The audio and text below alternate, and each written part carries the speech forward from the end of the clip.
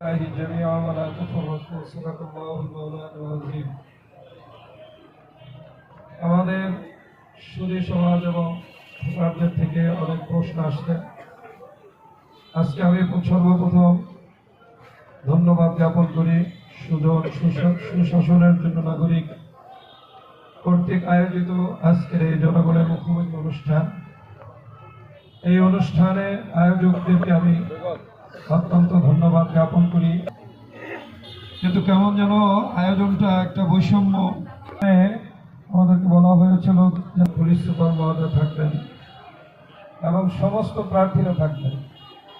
এখন অন্যান্য এবং বড় প্রার্থী যারা বড় দলে দেখা যায় তারা ক্যাম্পিংয়ে নিয়োজিত, আমাদেরকে এখানে আটকে রাখছে। এটা একটা আমার কাছে কেমন যেন প্রথমেই মনে হয় একটা বৈষম্য। আমাদের তো হাতে তো সময় কম এবং সরকার সময়ও বেঁধে দিয়েছে মাত্র অল্প সময়, 2টা থেকে 8টা। আমাদেরকে এখানে আটকে রাখলেন, অথচ আর এক বড় দল যারা তাদেরকে আপনারা আনলেন না। এখন তারা কি বড় দলের পরিচয় দিয়ে পার করে যাবেন? এটা কেমন হলো সুজনের? এটা আমার প্রথম সুজনের কাছে আমার এই প্রশ্ন। 2 নম্বর, যে কথাগুলো আমাদের ভোটারদের পক্ষ থেকে আসছে, সংক্ষিপ্তভাবে আমি শুধু এতটুকু বলবো, প্রতিটা বিষয়, হাসপাতাল, শিক্ষা, স্বাস্থ্য, মানুষের মৌলিক অধিকার, আমাদের দেশে যে আইন, প্রচলিত আইন আছে, এই আইনের ভিত্তিতে সব কিছু দেওয়া সম্ভব। সাথে যদি আমরা শরীয়তের আইনকে সংযুক্ত করি তাহলে আর কোনো বৈষম্যই থাকবে না। সাথে আবার যদি এই শরীয়তের আইন এবং আমাদের দেশের প্রচলিত আইনকে সমন্বয় করে এদেশে যদি সুশাসন প্রতিষ্ঠা করা যায়, সুশাসনের মৌলিক অধিক কথাই থাকবে, দুর্নীতি হবে না, স্বজনপ্রীতি হবে না।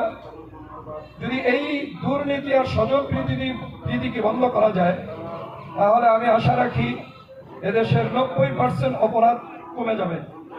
সাথে সাথে আর যে 10% থাকবে, এই 10% আমরা যদি পর্যায়ক্রমে মানুষকে ইসলামের সৌন্দর্যটাকে তাদের সামনে উপস্থাপন করতে পারি এবং তাদেরকে যদি আমরা ইসলামের সৌন্দর্য জিনিসগুলিকে গ্রহণ করাতে পারি, তাহলে বাকি আর 10% অপরাধ মুক্ত হয়ে এদেশটা একটা সুখী সমৃদ্ধিশীল দেশে পরিণত হবে ইনশাআল্লাহ।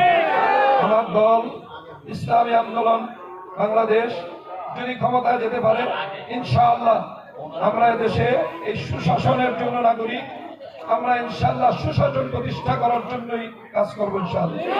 এটাই আমাদের অঙ্গীকার। এই অঙ্গীকার ব্যক্ত করেই আমি আমার আলোচনা এখানে শেষ করছি। আসসালামু আলাইকুম ওয়া রাহমাতুল্লাহ।